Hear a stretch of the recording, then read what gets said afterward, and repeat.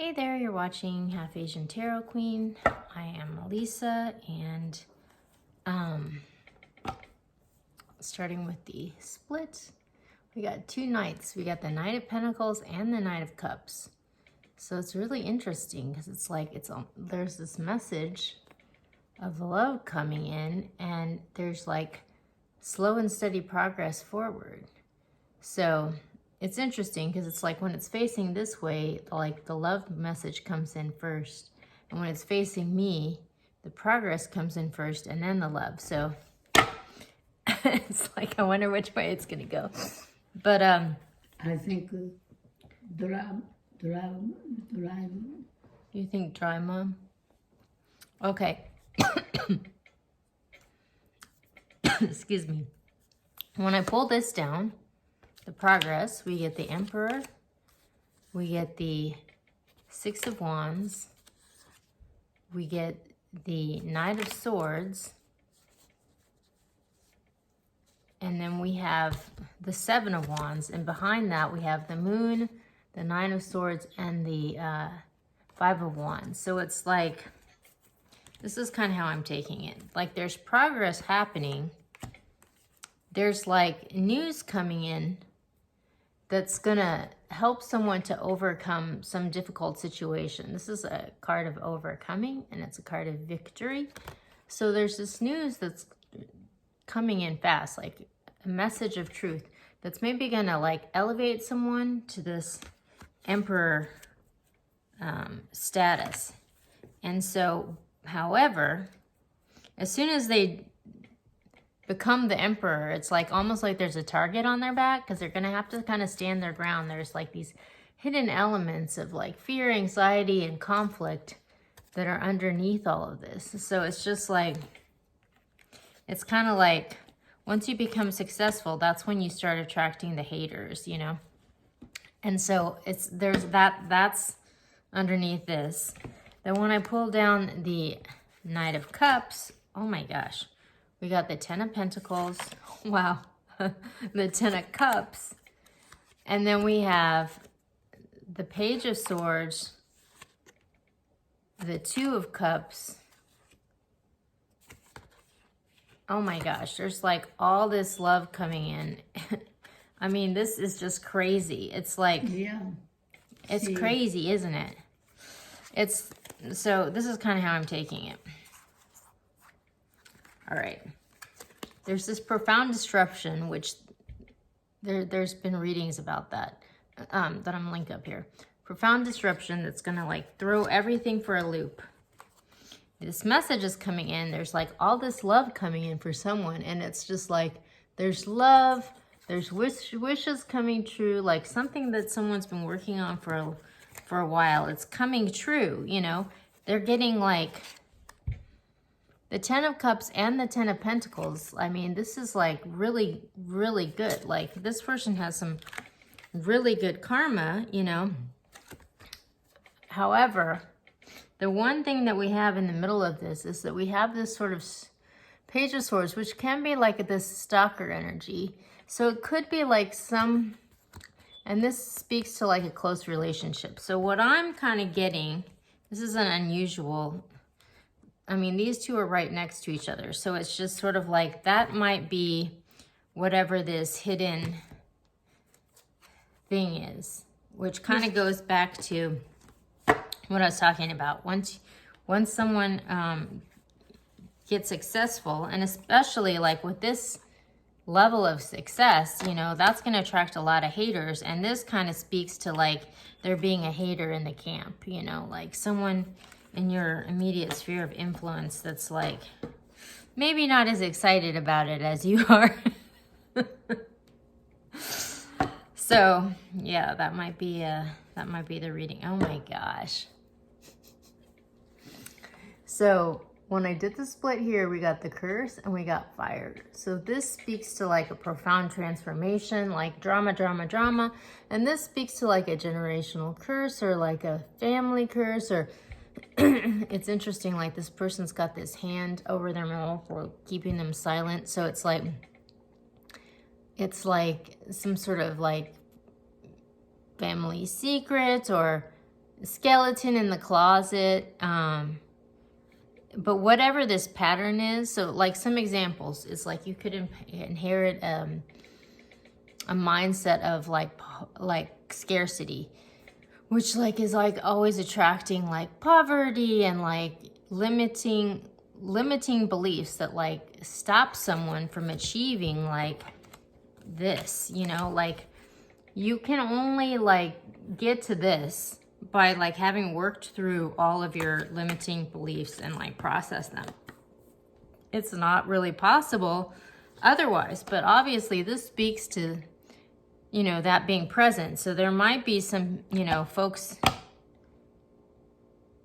in the camp who have not processed these limiting beliefs, and this upsetting of the apple cart is not gonna, you know, they're not gonna like that, because they might not, I mean, they've maybe been benefiting from this dynamic as it is, you know.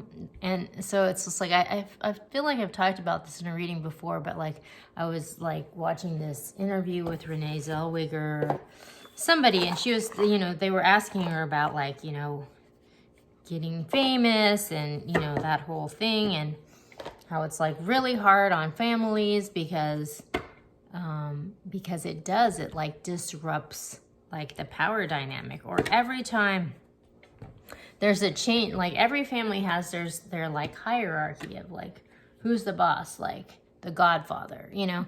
And then, you know, every generation there's like this changing of the guard, you know. It's kind of like it just happened in England. Like I had a reading about this called God Save the King, you know, because Queen Elizabeth died. And so then there was this whole, you know,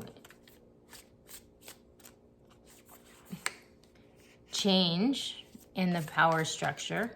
And so, you know, it's like not everyone's going to benefit from it, you know. So for example, like in the situation with the King of England, you know, like Prince Harry was really close to his grandmother, but it seems like, you know, that didn't necessarily extend with, you know, the king, you know. There was like a little bit of a break there. So then it's sort of like his like place in the bigger scheme of things changes a lot, you know, because there's always politics like with everything, you know. But somebody has like overcome whatever this curse is, you know, whatever their place in the ducking order was, just, you know, by their own hard work or determination or skill, you know. And that's going to cause like a kerfuffle is what this is looking like. Okay, yeah. So when I go to the Intuitive Night Goddess, at the bottom of the deck, we have the Five of Wands, which is basically like a kerfuffle, you know, like not everyone's going to like it, you know, but it's like it's the human condition, you know. Okay, so we have the Temperance, we have the Warrior of Wands, we have the Seven of Pentacles, and we have the Ten of Cups. So, I mean, I think what this sort of speaks to is, so Temperance is like things being in balance and harmony, you know. So there was like a certain balance that existed before this kerfuffle erupted, you know. And there's this Knight of Wands. Somebody's making some kind of a bold move here that's gonna upset the apple cart, you know. And there's been this sort of ducking order that's been, it's like, it's the Seven of Pentacles, so it's not the Ten of Pentacles. It's not like full abundance, you know. There are still some limiting beliefs that need to be disrupted in order to get to the 10. So, you know, there is some success here, but there are still some adjustments that are going to need to be made to get to the 10. But obviously somebody here is getting to the 10. They're getting to the 10 of Pentacles and the 10 of Cups, you know. Somebody's getting their wish. So it's really interesting. I'm going to go, so it is like, there's definitely like this changing of the guard happening. And it's interesting because in the last reading that I did from yesterday, there was like, at the end, the oracle cards both had these gateways in them. And so it's sort of like, you know, we're passing through this doorway from one stage of life to the next. So that's why I pulled out these gateway oracle cards, because there's a gateway. This deck is super meaningful too, because I got it at this little shop in LA. It's got like a lot of meaning for me because it's in the neighborhood that I was born, but also there's like a lot of there's a lot that's come through from that place for me, just in terms of, it's like basically like the first vegan cheese store. And like, I'm a vegan cheese maker, and it like opened at the same time that I was born and in the neighborhood that I was born in. And so every time I go there, there's like always these crazy coincidences that happen, that like, it's like this message from like divine, you know, and teaching me some important lesson. So when I go to the bottom of the deck, it says, giving birth, I'm bringing forth new and dynamic energy into the world. We have manifesting dreams. My dreams are coming true. And embarking on a new adventure. I savor the wonders of the world. So it's like, wow. This is like, I mean, that's really going through a portal, but like, obviously, it's like, okay, so like when people go through like a transformation like this, it's like, so like say they had some limiting beliefs that have been like holding them back from achieving success, you know, it's like you kind of have to do this inner work and recognize these patterns within yourself so that you can adjust them and then have a different experience, you know. And so part of that is, you know, in different traditions, they have different like ways of describing this transformative process. Like, for example, like in the shamanic tradition, they talk about soul retrieval, like retrieving lost parts of your soul and like reintegrating them, you know. And like with sound healing, they talk about like mixing paint. It's because it's just like when you have a limiting belief or something that's like a curse or something that's kind of holding you back, like in an energetic way, it's just like, it's almost like the energy kind of like spins, and like it's not being used towards manifesting your dream. Like it's sort of like hits this wall and then it just spins there, you know.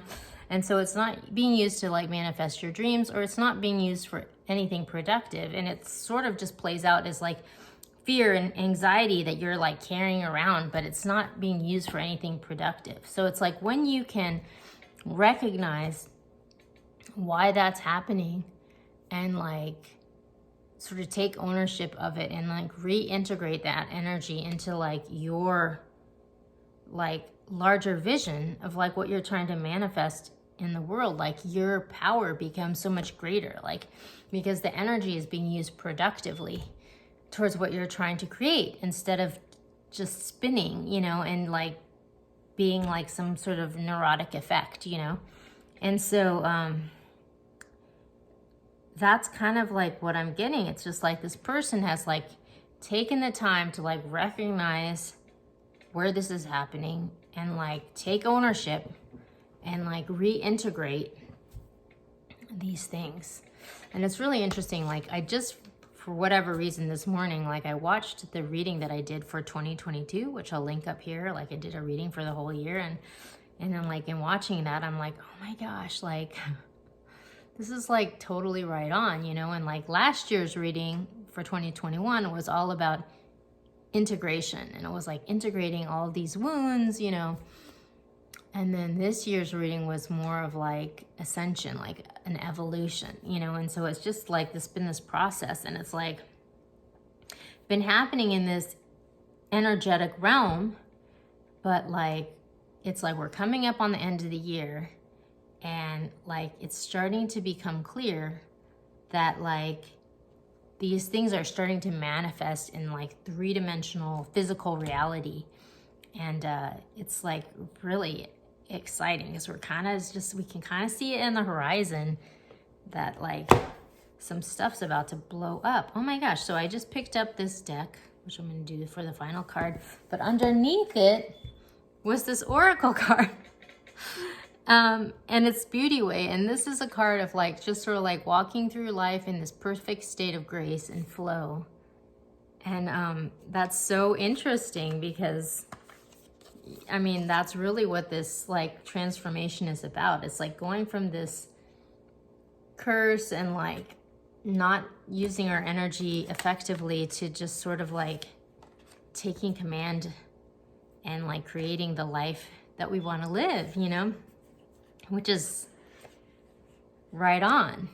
So, okay, so I'm going to go to the Work Your Light, and I'm going to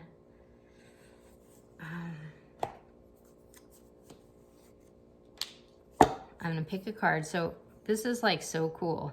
I've never even seen this card before, but right when I pulled it out of the deck, this is at the bottom. The Age of Life. You've been training for this for lifetimes. So it's like, wow, like this person is like in total command of their energy. There's like all this sort of like sacred geometry around this person. And I mean, this person is obviously in this state of grace. There's a reading the other day I did about like overcoming toxicity and stepping into grace or something like that. If I still have links left, I'll put it up there. And then when I do the split, we have trust your path. If you knew you would be supported, what would you do? So it's just like, basically, this person has done all the work. Like their energy is flowing in the right way, and they're coming from this state of wholeness, you know? And because of that, they can trust their path and know that they're going to be supported and things are going to line up how they're supposed to. And that's kind of the trick, you know? It's just like, if you're going to co-create with the universe, the work has to be done on yourself, and then things can flow, you know? I mean, that's really where it's at, because ultimately we can't control all of this. We can only control this. And that's how we come into a state of grace. So, whoa, this is like really profound, like a really profound reading. I'm excited to see what's coming up next. So I will keep you posted.